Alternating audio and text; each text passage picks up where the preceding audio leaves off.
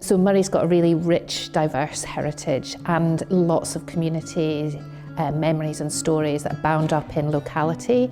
And I think Elgin's story and where Gordon Arms sits within that is really special, and it's really important that we not only collect those memories and stories, but say build them into the future of the building. This is a really lovely project to work on. The Blackenings project is a small element of the wider Gordon Arms redevelopment project, and it's come out of the research that MAID has done on the history of Gordon Arms and its role as a venue, as a wedding venue for a long time. So quite a lot of the initial community engagement was around people sharing their stories, and what came out of that was that there's this strong thread of the history of the hotel being a wedding venue. I think everybody this morning as well that came in to see the building, they were all, really, they said they felt really honoured to come in and see the space. So I think there's something around like people being able to see the space as it's transformed. I think there's a sense of ownership as well, because for a lot of those women that we spoke to this morning, that was their early years, their first job.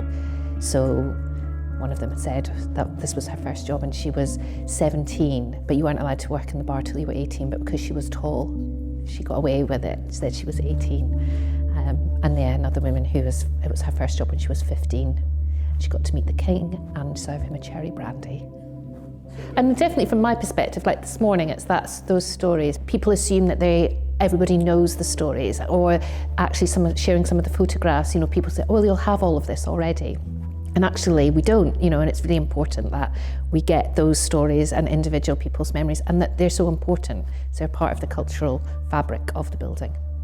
For people to connect with the story of the building as it was and their memories, and feel that those memories and stories are sort of built into the new bones of the building, I guess, and that actually their stories and the role of the hotel as it was will have a place in some of the new work that's done. So using the inspiration of those people's stories and memories and the building itself might well kind of feature in some of the project work that could be developed as the Gordon Arms opens into its new role. There's definitely some special stories out there for people to come forward with.